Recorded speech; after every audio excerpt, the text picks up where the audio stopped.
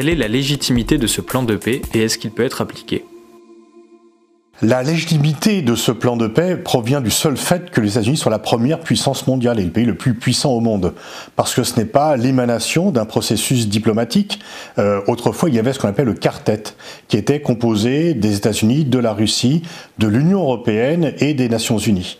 Mais là, c'est les États-Unis seuls et en fait en liaison avec Israël qui a élaboré ce plan. Les États-Unis aimaient autrefois se présenter comme un honest broker, comme un courtier honnête entre Israël et les Palestiniens, même si en réalité, y compris sous Clinton et Obama, ils ont toujours été plus proches des Israéliens pour des raisons à la fois culturelles, historiques, stratégiques et politiques, et aussi finalement religieuses. Mais là, on ne prend même plus de masque. C'est directement un plan qui a été élaboré entre Israël et les États-Unis.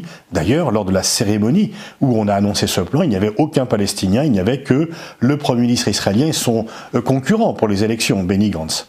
Donc c'est un plan en fait qui reprend tout à fait les désirs israéliens, qui reprend tout ce que les gouvernements israéliens demandent, et notamment Netanyahou demande depuis longtemps, et ne reprend en rien aucune des demandes palestiniennes.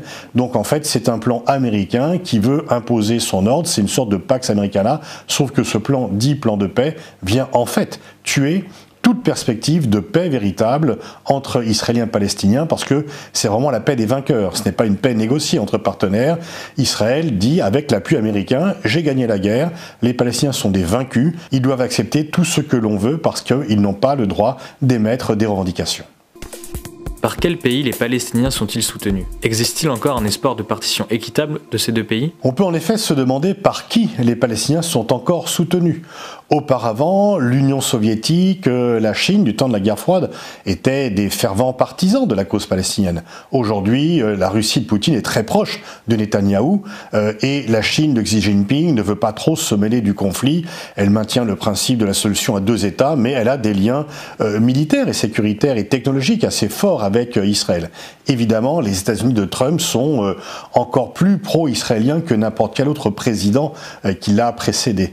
Les pays arabes, qui normalement soutiennent la cause palestinienne, eh bien, ne le font plus autant que cela. On a vu que 3 ambassadeurs étaient présents lors de la cérémonie, ceux d'Oman, de Bahreïn et des Émirats arabes unis. On sait qu'il y a un axe Arabie Saoudite-Israël qui s'est mis en place, et on sait que l'Égypte n'a plus réellement de diplomatie indépendante et qu'elle demande, elle aussi, aux Palestiniens de bien prendre en considération ce plan.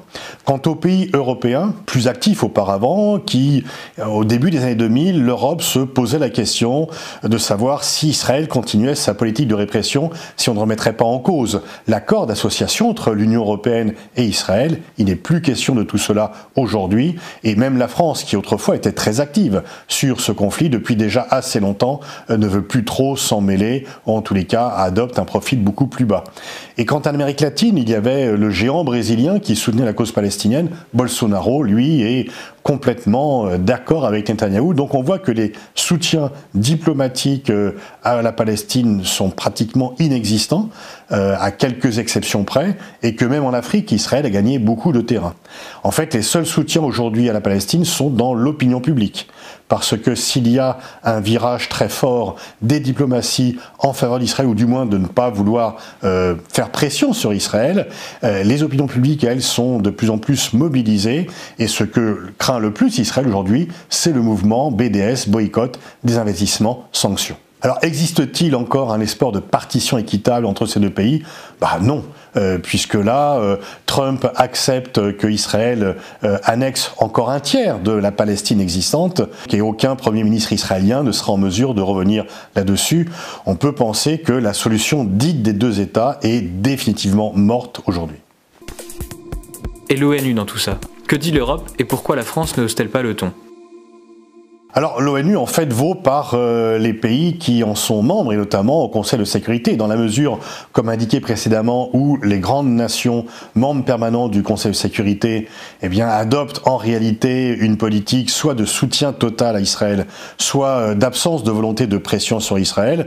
L'ONU ne peut rien faire. On va empiler des résolutions qui n'ont aucune force exécutive et les pays vont se faire plaisir en condamnant Israël à l'Assemblée générale, mais il n'y aura jamais aucune sanction au Conseil de sécurité, et donc Israël a un boulevard devant lui. Quant aux Européens, j'ai répondu tout à l'heure, les Européens sont nettement moins actifs, et la France, elle aussi, est nettement moins active qu'elle ne le fut auparavant. Mais d'ailleurs, je prépare une vidéo spécifique sur la diplomatie française depuis l'origine à l'égard du conflit israélo-palestinien, et donc je renvoie à cette vidéo pour plus d'explications sur la diplomatie française.